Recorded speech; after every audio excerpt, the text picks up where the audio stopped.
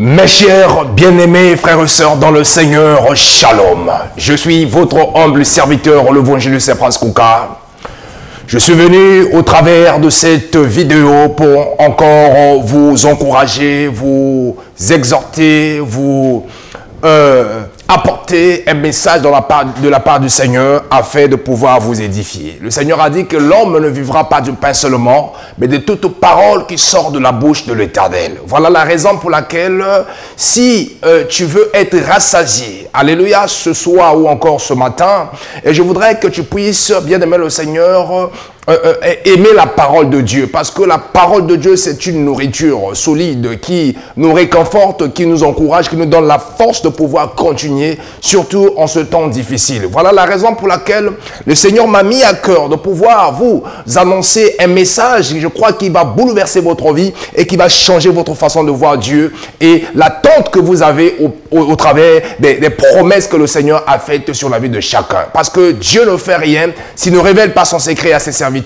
et au travers de sa parole. Il est écrit dans sa parole que lorsqu'il envoie sa parole ne retourne jamais à lui sans avoir accompli le don qu'il a été envoyé. Et c'est pourquoi la sortie. Voilà pourquoi je voudrais t'inviter à prier ce soir ou encore ce matin pour pouvoir recommander ces instants glorieux entre les mains du Seigneur afin que Dieu nous parle, que Dieu nous instruit, que Dieu nous révèle et que Dieu nous enseigne. Père, tendre Père, notre Dieu, tu es là. Nous croyons que tu as dit que là où est évoqué le Saint-Esprit, abondance de liberté. Seigneur, nous voulons que ce peuple, ô Père éternel, vivre cette liberté des enfants de Dieu. Parce que tu as dit dans ta parole que si le Fils vous a franchi, vous êtes réellement libre. Et tu es le Dieu de la liberté. Voilà la raison pour laquelle l'apôtre Paul a dit, c'est pour la liberté que Christ nous a franchis. Voilà la raison pour laquelle, Père éternel, je veux te recommander ces instants glorieux entre tes saintes mains, que tu parles à une personne, Père, ce soir. Que tu puisses, Père éternel, exhorter, encourager, booster la foi d'une personne qui se sent abattue, désespérée, inquiète, préoccupant et délaissée. Et tu es le Dieu. Tu as dit que dans l'heure de tresse, ils ont invoqué le nom de l'Éternel. L'Éternel envoya sa parole et sa parole les a guéris. Et cette parole les a fait échapper de la mort. Père, cette parole, elle est la même. Hier, aujourd'hui, éternellement, elle agit encore aujourd'hui. Voilà pourquoi qu'elle soit libérée ce soir, elle soit déployée ce soir dans la vie de chacun, afin que nous puissions recevoir la portion de notre bénédiction. Tu es Dieu, que par ton nom, Seigneur notre Dieu, que nous avons ainsi prié, disant Amen. Mes chers bien-aimés dans le Seigneur, nous sommes en train de parler, au travers de cette exhortation, je m'aurais intitulé cela sur le thème de vaincre l'inquiétude. Vous savez, Jésus-Christ a parlé de l'inquiétude au travers de ses disciples. Pourquoi? Parce qu'il savait qu'à un moment donné dans la vie, et son peuple sera inquiet à cause des circonstances, à cause des difficultés, à cause des épreuves, à cause de persécution, à cause des événements, à cause du temps dans lequel on va se retrouver. Nous allons, bien aimés dans le Seigneur, être inquiets. On va se demander de poser des questions même. Que voilà, est-ce que Dieu est avec nous? Vous savez, même les disciples du Seigneur, ils étaient inquiets à un moment à l'autre. Lorsqu'ils étaient dans une barque, alléluia, et le Seigneur était au milieu d'eux. Le Seigneur ne les avait pas abandonnés. La Bible déclare qu'ils dormaient à la poupe. Et lorsque la mer s'est agitée, il y avait un vent contraire et que les flots s'étaient sur le point d'y rentrer même dans la barque et les disciples sont paniqués, ils étaient inquiets, sont allés réveiller le maître en leur disant, alléluia, que maître, tu t'inquiètes pas de ce que nous périssons. Eux, ils pensaient que le Seigneur devait s'inquiéter. Mais l'inquiétude n'est pas de Dieu, l'inquiétude est des hommes. Voilà la raison pour laquelle les disciples sont venus, alléluia, réveiller le maître en leur disant, maître, ne t'inquiètes-tu pas de ce que nous périssons? Ils ont inclus le Seigneur, bien aimé le Seigneur, dans leurs inquiétudes. Or que le Seigneur n'est pas un homme qui inquiète. Voilà la raison pour laquelle, lorsque le Seigneur s'est réveillé, mes chers amis, alléluia, il est venu, il a calmé le vent et la tempête. Voilà la raison pour laquelle, alléluia, ce matin, encore ce soir, je voudrais vous amener dans les Écritures. Comme nous parlons, bien aimés dans le Seigneur, de vaincre l'inquiétude, tu dois vaincre l'inquiétude, mon frère, ma soeur. Tu dois vaincre l'inquiétude parce que l'inquiétude n'est pas de Dieu. Un enfant de Dieu ne peut pas vivre dans l'inquiétude. Voilà la raison pour laquelle le Seigneur dit dans sa parole, dans le livre, bien-aimé le Seigneur de Matthieu, Dieu s'adresse à ses disciples parce que ses disciples ils étaient inquiets. Il lui a dit dans Matthieu chapitre 6, à son verset 27, en leur disant ceci, « Qui de vous, alléluia, par ses inquiétudes, peut ajouter une coudée à la durée de sa vie ?» Alors, c'était une question que le Seigneur se pose ce matin ou encore ce soir à toi et moi. Qui de vous, par ses inquiétudes, peuvent ajouter une coudée à la durée de sa vie? Bien-aimé dans le Seigneur, aujourd'hui le monde est paniqué. Le monde s'inquiète à cause du Covid. Le monde s'inquiète, se panique à cause, bien-aimé Seigneur, de variants anglais, de variants sud-africains, de variants Delta, de variants, bien-aimé le Seigneur, que j'en passe, j'en cite. Le monde s'inquiète. Le monde est rentré dans l'inquiétude à cause, bien-aimé, des annonces du gouvernement. Le monde s'inquiète. Mais le Seigneur, ce soir ou encore ce matin, te pose la question de savoir, comme il a posé à ses disciples qui étaient inquiétants, qui étaient paniqués, qui de vous, par ces inquiétudes, peut ajouter une coudée à la durée de sa vie? Ici, le mot coudée représente un centimètre, quelques centimètres. Qui de nous, à cause de nos paniques, à cause de notre peur, à cause de nos inquiétudes, à cause de notre crainte, peut ajouter, alléluia, quelque chose à la durée de sa vie? Personne. Alors, pourquoi vous inquiétez au sujet de vous, du vêtement? Considérez comment croissent les lits des champs. Ils travaillent ni filent. Cependant, je vous le dis, Salomon même, dans toute sa gloire, n'a pas été vêtu comme l'un d'eux. Le Seigneur a pris l'exemple, bien-aimé le Seigneur, des oiseaux du ciel. Il a dit, alléluia, dans ce même chapitre, si nous remontons un peu loin, dans le même chapitre du chapitre 6, à partir du verset 24, nous allons comprendre que le Seigneur, alléluia, est en train de pouvoir donner les instructions à ses disciples de pouvoir comprendre que personne, à cause de ces inquiétudes, ne peut ajouter quelque chose à la durée de sa vie. Il a pris l'exemple des corbeaux, des oiseaux, pour leur démontrer que les oiseaux ne sèment ni ne moissonnent, mais notre Père les nourrit. Mais à combien de plus forte raison que nous qui sommes créés à son image et à sa ressemblance? Aussi longtemps que nous avons Dieu, nous ne devons pas s'inquiéter. Les disciples, ils avaient Dieu dans leur bac, mais ils étaient inquiets. Mais Jésus-Christ, lorsqu'il s'est réveillé, qu'est-ce qu'il a dit?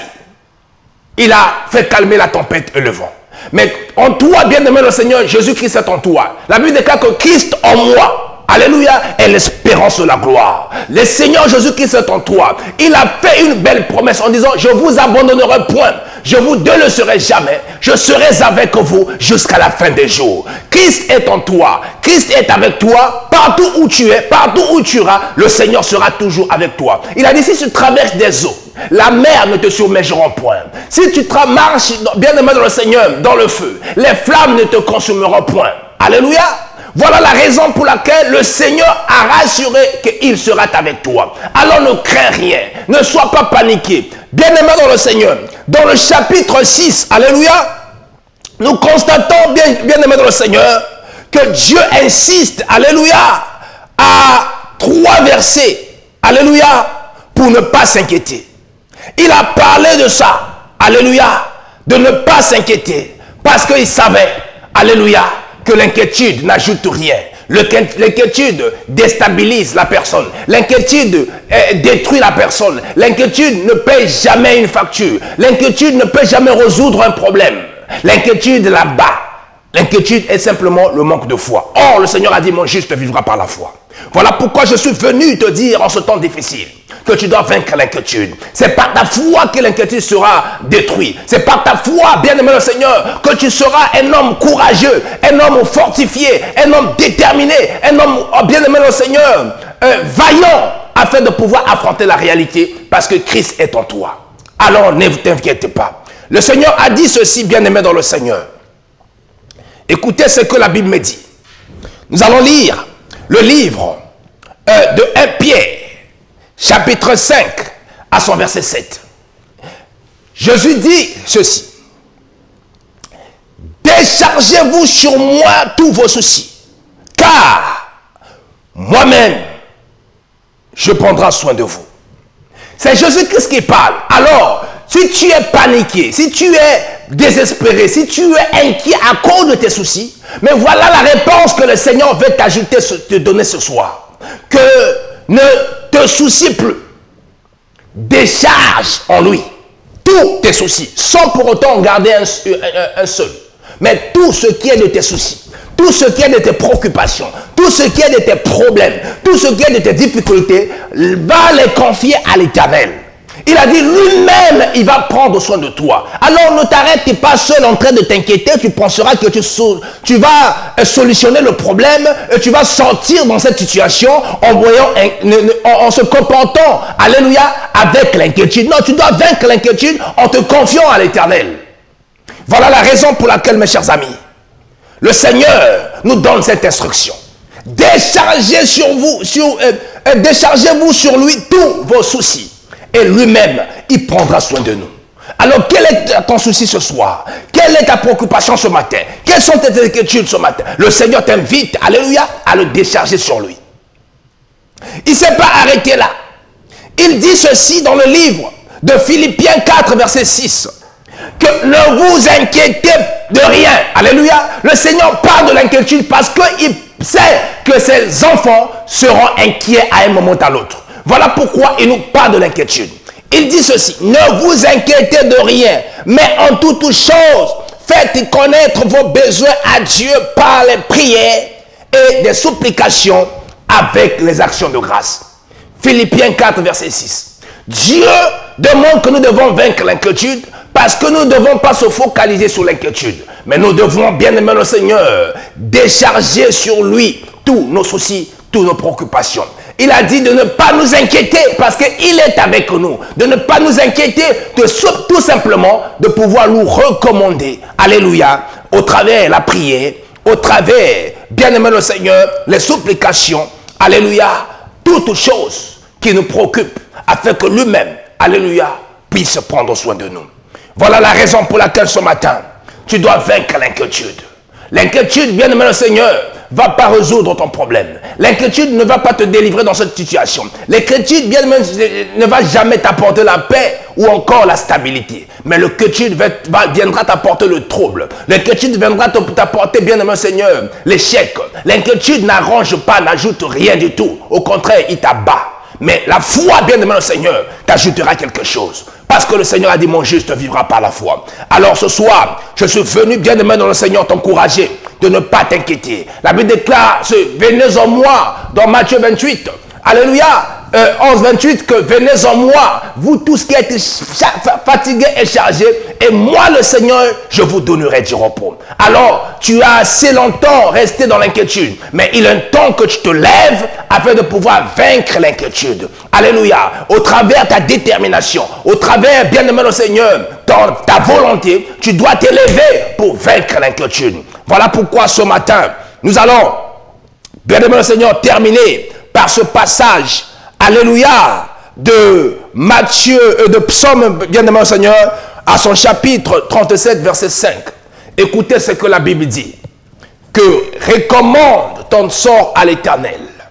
Mets en lui ta confiance. Et le Seigneur, il agira. Le Seigneur veut que tu recommandes ton sort, ton problème, tes difficultés, tes préoccupations, tes soucis, tes difficultés, tout. Les recommande, alléluia, à l'Éternel. Confie-lui cela. Et tu lui dois mettre la confiance en lui. Alléluia, ne dois pas mettre l'inquiétude. Non, avec l'inquiétude, avec Dieu, l'inquiétude ne marche pas. L'inquiétude n'a pas de place. Tu dois vaincre l'inquiétude en ayant la foi, en pouvant exposer ton problème, en pouvant recommander ton problème, de pouvoir confier ton problème à l'Éternel. Et tu dois lui mettre la confiance et non l'inquiétude. Dieu veut les personnes qui ont la foi. Alléluia. Dieu veut les personnes, alléluia, qui ont la confiance en sa parole, la confiance en son promesse. Voilà pourquoi il dit, recommande ton sort à l'Éternel. Mets en lui ta confiance et il agira. Donc l'Éternel, pour agir, alléluia, tu dois lui mettre la confiance. Donc tu dois quitter l'inquiétude à la quiétude. Tu restes à la quiétude. Une personne qui croit que Dieu est capable de pouvoir lui permettre de sortir dans cette situation. Il est capable, de n'inquiète pas. N'inquiète pas, bien-aimé Seigneur, de ce qui se passe dans ce monde. Mais Dieu, allez, met en lui simplement sa confiance. Même à la dernière minute, le Seigneur agira.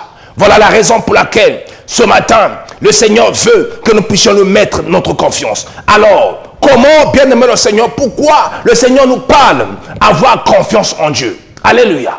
Pourquoi avoir confiance en Dieu? Parce que avoir confiance en Dieu permet de pouvoir patienter. Avoir confiance en Dieu permet de pouvoir tenir ferme. Avoir confiance en Dieu, c'est de supporter les épreuves. Avoir confiance en Dieu, c'est de ne pas se paniquer. Avoir confiance en Dieu, alléluia, ce n'est pas se lamenter. Mais avoir confiance en Dieu, c'est lui faire confiance. Avoir confiance en Dieu, c'est refuser, bien aimé Seigneur, le doute. Avoir confiance en Dieu, alléluia, c'est continuer à croire, à espérer, à demeurer ferme dans la prière. Avoir confiance en Dieu, bien aimé le Seigneur, c'est montrer notre degré de foi, notre engagement à espérer, alléluia, à attendre à un moment opportun, un moment favorable, l'intervention de Dieu. Voilà la raison pour laquelle le Seigneur a dit, recommande ton sort à l'Éternel, mets en lui ta confiance, c'est là où il agira. Et que Dieu vous bénisse. C'était votre humble serviteur, l'évangéliste Prince Kouka, au travers la voix du bon berger. Et je voudrais que nous puissions vaincre l'inquiétude en ce temps difficile et de voir confiance, nos yeux rivés vers le Seigneur. C'est là où viendra notre secours. Que Dieu vous bénisse et à très bientôt.